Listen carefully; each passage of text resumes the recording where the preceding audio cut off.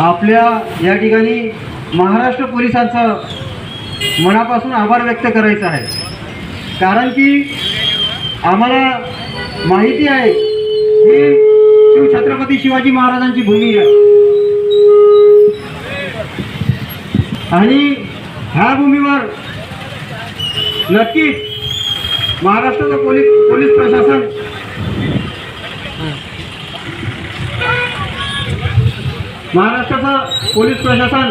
दिल्लीच्या पोलिसांच्या रूपामध्ये गुंडे आहेत त्यांच्यासारखी वागणूक ह्या महाराष्ट्रातल्या विद्यार्थ्यांना देणार नाही। आज नीट पेपर फुटी हे काही साधा सोपा प्रश्न नाही आहे, हे देशाच्या भविष्याचा प्रश्न आहे। आज लाखो विद्यार्थी या ठिकाणी आंदोलने करत आहे, उपोषण करत आहे, परंतु अद्यापही त्याची दखल घ्यायची तयारी केंद्र सरकारची दिसत नाही आहे। या ठिकाणी बीजेपी त्यासोबत RSSचे भाडीचे टट्टू हे नालायक लोक या ठिकाणी विष करण्याचं विष काढण्याचं काम करत आहेत आणि नालायकांना चोपलं पाहिजे, कारण की यांनी वेळोवेळी देशाच्या स्वातंत्र्याच्या वेळी त्यांनी अजिबात योगदान दिलं नाही। ह्या नालायकांनी ह्या अंग्रेजांचे तैव चाटू ह्या देशाला या ठिकाणी गुलाम ठेवण्याचा प्रयत्न वारंवार केलेला आहे। या ठिकाणी मी आपल्या सर्वांना सांगू इच्छितो, हा देशाचा युवा आता जागलेला आहे। या ठिकाणी तुम्ही किती घोषणाबाजी करा, किती प्रकारचे तुम्ही व्हिडिओ त्या ठिकाणी टाका, आपल्याला सांगणं आहे ही संत तुकाराम महाराजांची भूमी आहे, राष्ट्रसंत तुकडोजी महाराजांची भूमी आहे, छत्रपती शिवाजी महाराजांची भूमी आहे, बिरसा मुंडाची भूमी आहे, डॉक्टर बाबासाहेब आंबेडकरांची भूमी आहे।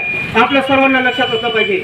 आज मी आपल्या समोर या ठिकाणी देशातल्या इतक्या मोठ्या घोटाळा प्रकरणी बोलत आहोत। आपल्या सर्वांना विनंती आहे, आपण या पलीकडे जास्त करून खुलून बोलण्याचा प्रयत्न करावा, कारण की हे सरकार सामान्य जनतेची सरकार नाही आहे, हे नालायक सरकार आहे। या सरकारला अजिबात तुम्ही या पलीकडे सत्तेची संधी देऊ नका, कारण की ह्या नालायकांनी आजपर्यंत शेतकरी असो, शेतमजूर असो, विद्यार्थी असो, प्रत्येकांची गळचेपी करण्याचं काम केलेलं आहे। आपण सर्व सुजाण आणि शुद्ध नागरिक आहोत। आपल्या सर्वांना चांगले आणि वाईटाची समज आहे। आपल्या सर्वांना या ठिकाणी मी विनंती करतो की आपण सर्वांनी या ठिकाणी विद्यार्थ्यांना सहकार्य करायला पाहिजे, आपण रस्त्यावर उतरायला पाहिजे, आपल्या पिका बाजारभावासाठी हमीभावासाठी या ठिकाणी रस्त्यावर आलं पाहिजे। ज्या अण्णांनी आंदोलन केलं होतं 2014 मध्ये, त्यांनी लोकपाल बिलासाठी आंदोलन केलं होतं, सर्वांना माहिती आहे, परंतु त्यांची लोकपाल बिलाची मागणी मान्य करायचं सांगून त्यांना अजूनपर्यंत लोकपाल विधेयक या ठिकाणी मंजूर झालेलं नाही। त्या ठिकाणी बरेचदा आपण प्रहार जनशक्ती पक्षाचे बच्चू कडू यांना शेतकरी नेता, दिव्यांगांचा नेता म्हणून ओळखला जातो, परंतु त्यांनी अद्यापही आजपर्यंत स्वामीनाथन आयोगासाठी किती वेळ मोर्चा काढले, तरी पण स्वामीनाथन आयोग या ठिकाणी लागू झालेला नाही। आपण सर्व या ठिकाणी आज बोललो नाही तर उद्या नक्कीच आपण हुकुमशाहीमध्ये जाणार आहोत। माननीय धर्मेंद्र प्रधान शिक्षण मंत्री यांचा राजीनामा मागण्यासाठी ज्या पद्धतीनं हे आंदोलन चिरडले जात आहे, जंतर मंतरवर मोठ्या प्रमाणात विद्यार्थी पूर्ण भारतातून येऊन कमीत कमी 1 महिन्यापासून कंटिन्यू प्रोटेस्ट करत आहे, परंतु निर्दयी सरकार त्यांचं न ऐकता त्यांना त्याच्यावर लाठी हल्ला केला। अनेक ठिकाणी त्यांनी लाठी हल्ले करून त्याच्यावर अन्याय केला। त्याच्या विरोधात आमचे नेते राहुलजी गांधी यांची माननीय पंतप्रधान मोदी साहेब यांच्या घरासमोर निदर्शने केल्यानंतर त्यांना ज्या पद्धतीने उचललं, ज्या पद्धतीने दडपशाहीच्या पद्धतीने उचललं, ज्या पद्धतीने त्यांना हे केलं, त्याबद्दल हा मी काँग्रेस पार्टीतर्फे निषेध करतो। कारण लोकशाही जर वाचवायची असेल, येणाऱ्या काळात काँग्रेसच देशाला वाचवू शकते, काँग्रेस हाच पक्ष देशाला वाचवू शकते।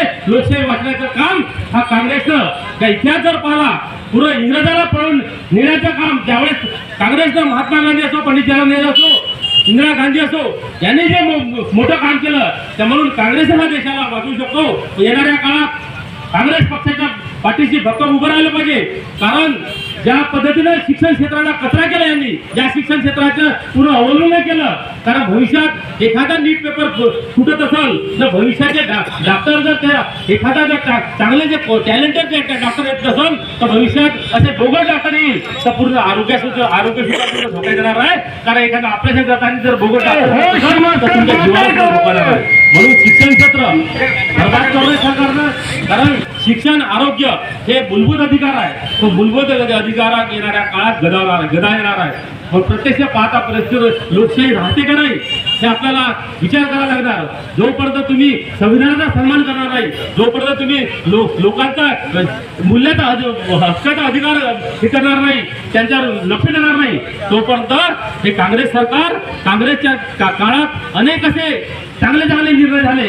ज्यावेळेस अण्णा हजारे म्हणले होते त्यावेळेस मनमोहन सिंग स्वतः गेले व त्यांनी 3 दिवसानंतर प्रशासकीय जे अधिकारी ते बोलत आले होते सर्व आपले मंत्री गेले, विलासराव देशमुख त्या स्टेजवर गेले व त्याचा संवाद सुरू होता. परंतु हे निर्दयी सरकारनं एक संवाद सुद्धा केला नाही. त्यांना निर्दयीप्रमाणे सोमन वाहतूक आहे, देशाचे सायंटिस्ट आहे, अभिजित देपके एक युवा नेता, तो महाराष्ट्राचा आपला स्वाभिमान म्हणजे महाराष्ट्राचा माणूस आहे. तो त्यांनी पूर्ण देशामध्ये शिक्षण क्षेत्रात होणारा भ्रष्टाचार, शिक्षण क्षेत्रात होणारा पेपर लीक याच्याबद्दल आवाज उठवला. याबद्दल त्यांना आपण महाराष्ट्राचा एक आपला युवा जे पूर्ण देशामध्ये तो हे करताय त्यांना समर्थन दिलं पाहिजे. ना काँग्रेस एक चांगल्या शिक्षण क्षेत्र असो, एज्युकेशन शिक्षण क्षेत्र असो, आरोग्य क्षेत्र असो, कृषी क्षेत्र असो, यासाठी पूर्ण चांगले भरीव काम केलं तर भविष्यात सुद्धा भरीव काम करायचं पूर्ण काँग्रेसचा मानस आहे.